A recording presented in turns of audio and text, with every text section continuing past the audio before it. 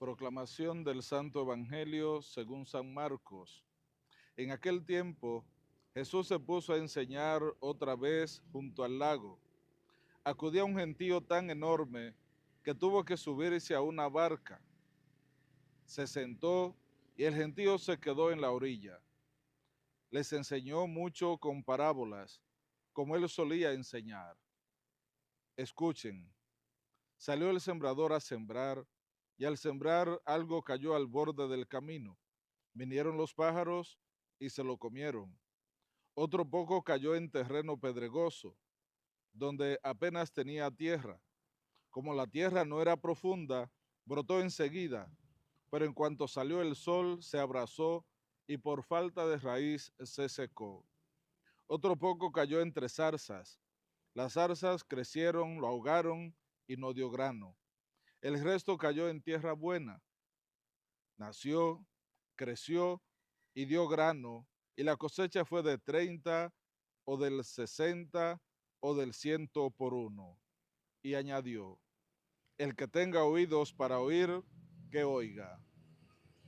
Cuando se quedó solo, los que estaban alrededor y los 12 le preguntaban el sentido de las parábolas.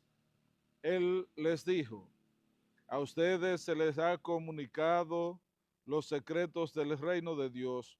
En cambio, a los de fuera todo se les presenta en parábolas, para que por más que miren no vean, por más que oigan no entiendan, no sea que se conviertan y se les perdone.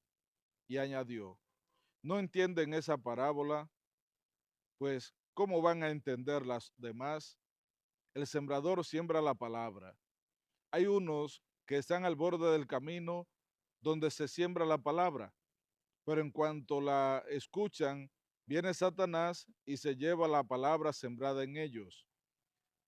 Hay otros que reciben la simiente como terreno pedregoso. Al escucharla la acogen con alegría, pero no tienen raíces, son inconstantes y cuando viene una dificultad o persecución por la palabra, enseguida sucumben. Hay otros que reciben la simiente entre zarzas. Esos son los que escuchan la palabra, pero los afanes de la vida, la seducción de las riquezas y el deseo de todo lo demás lo invaden, ahogan la palabra y se queda estéril. Los otros son los que reciben la simiente en tierra buena, escuchan la palabra, la aceptan y dan una cosecha del 30 o del 60 o del 100 por uno. Palabra del Señor. Queridos hermanos, hermanas, es hermoso este texto del Evangelio que escuchamos. Jesús continúa su misión, continúa sembrando la semilla de la palabra. Y fíjense cómo a través de esta parábola nos pone en el contexto de lo que es la realidad de nuestra vida. Jesús, Él, el Señor, es el que siembra la semilla, el que va regando la semilla de su palabra. El terreno, aquellos que la cogen, cada uno, eres tú, soy yo, somos cada uno de nosotros. Y una pregunta clave, fundamental es, ¿cómo estamos acogiendo esa palabra de Dios, ese mensaje, esa semilla que Él está queriendo sembrar en nuestras vidas? ¿Cómo le estamos acogiendo? ¿Como ese terreno fértil o como ese terreno pedregoso? ¿O ese que está a la orilla del camino? ¿O ese terreno entre zarzas? ¿Cómo acogemos, cómo estamos acogiendo esa palabra de Dios, ese mensaje que el Señor nos está dando? Y fíjense cómo Él mismo Jesús explica y podemos darnos cuenta tú y yo cómo la acogemos. Esa palabra que el Señor siembra y riega en nuestro caminar, eh, viene el maligno y se la lleva rápido. Somos de esos que escuchamos la palabra y como decimos comúnmente, no entra por un oído y no sale por el otro, no llega al corazón, no llega a tu vida. Esa es la semilla que cae al borde del camino, que fácilmente viene el maligno, viene cualquier realidad y se pierde.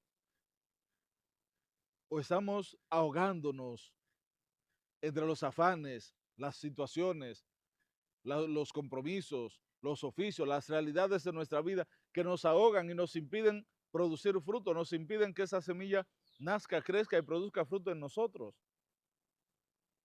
O estamos siendo de ese terreno que pedregoso, que acoge, recibe la palabra con alegría, con gozo, pero no profundiza.